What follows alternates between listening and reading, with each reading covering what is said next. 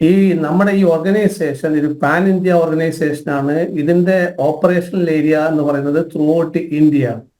അപ്പോൾ നമ്മുടെ ഈ സൗത്ത് ഏരിയയിൽ വൾണറബിൾ ആയി ഇപ്പം കമ്മ്യൂണലി വളരെ സെൻസിറ്റീവ് ആയിട്ട് നിൽക്കുന്ന ഒരു കാലഘട്ടമാണ്. ബാഹ്യശക്തികൾ, നമ്മുടെ വിഘടനവാദികൾ നമ്മളുടെ രാഷ്ട്രത്തിന് വളരെ വീക്കൺ ചെയ്യാൻ നോക്കുന്നുണ്ട്, എസ്പെഷ്യലി ഫണ്ടമെന്റലിസ്റ്റ് ഓർഗനൈസേഷൻസ്.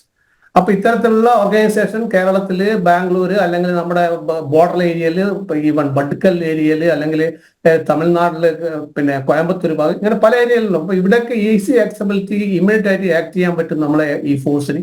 കൂടാതെ ഇത് സംസ്ഥാന ഗവൺമെന്റ് കൂടെ ഒരു അഡ്വാൻറ്റേജ് ആണെന്ന് ഞാനത് പറയുന്നത്. കാരണം സംസ്ഥാന ഗവൺമെന്റ് തീർച്ചയായും അഡ്വാൻറ്റേജ് ആണ്. കാരണം സംസ്ഥാന ഗവൺമെന്റിന്റെ കീഴിൽ ഒരു ആന്റി ടെററിസ്റ്റ് ഓർഗനൈസേഷൻ ഉണ്ട്. ആ ഓർഗനൈസേഷൻ വളരെ എഫിഷ്യന്റ് ആയി പ്രവർത്തിക്കേണ്ട സാധനമാണ്. എന്തോ കാരണം കൊണ്ട് നേരത്തെ പറഞ്ഞ പോലെ ചിലപ്പം ഗവൺമെന്റ് ഇടപെടൽ ഉണ്ടാവായിരിക്കാം. അപ്പൊ നമുക്ക് അത്തരത്തിലുള്ള ഇടപെടലൊക്കെ മാറ്റി നിർത്തിക്കൊണ്ട് NSGക്ക് കുറെ കൂടെ എഫക്റ്റീവ് ആയിട്ട് ഇത്തരത്തിലുള്ള കാര്യങ്ങൾ ഇടപെടാൻ പറ്റും. അത് തന്നെ വളരെ ഒരു എഫിഷ്യന്റ് ആയ കാര്യമാണ്.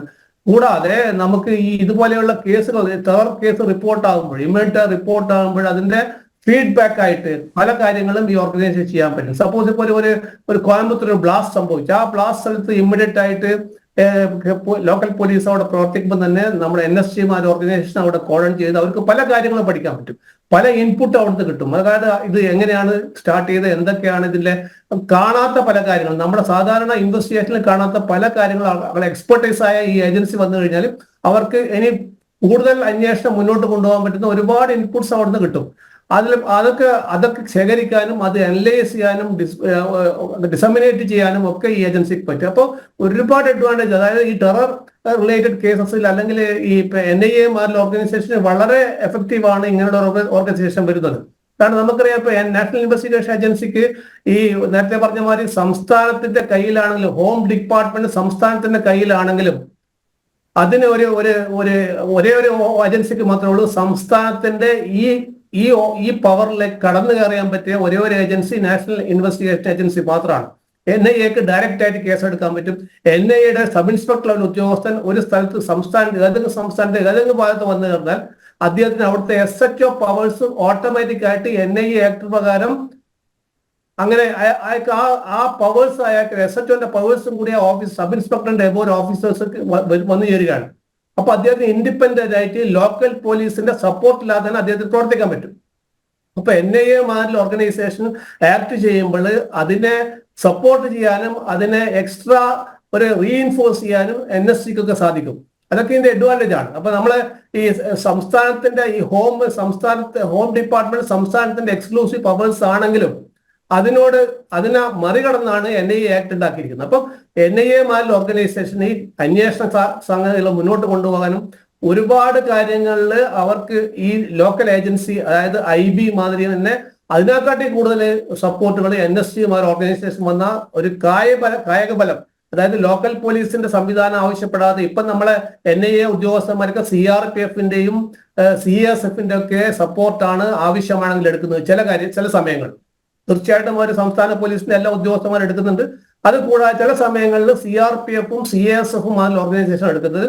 അതിന് പകരമായിട്ട് NSGക്ക് എത്ര സമയത്ത് അവർക്ക് ബന്ധപ്പെടാൻ പറ്റും. അപ്പൊ ഇതൊക്കെ ആണ് ഇതിന്റെ അഡ്വാൻറ്റേജ്. അപ്പോൾ ഒരു അന്വേഷണ ഏജൻസികൾക്കും കൂടാതെ ഇത്തരത്തിലുള്ള തീവ്രവാദ പ്രവർത്തനങ്ങൾക്കും ഇതുപോലെ ഫണ്ടമെന്റൽ ഓർഗനൈസേഷനും ഇന്ത്യയെ, നമ്മുടെ മാതൃരാജ്യത്തിലെ വിഘടിതവാദ ശക്തികൾ അത് ടേക്ക് ഓവർ ചെയ്യുമ്പോൾ അതിനെ കർട്ടൈൽ ചെയ്യാനും അതിനെ കൺട്രോൾ ചെയ്യാനും അതിനെ ബിഹൈൻഡ് ദ ബാർസ്, അതായത് ഈ നിയമത്തിന്റെ ചട്ടക്കൂട്ടിൽ അടച്ചു മാറ്റാനും അങ്ങനെ നമുക്കിത് കൺട്രോൾ ചെയ്യാൻ പറ്റും.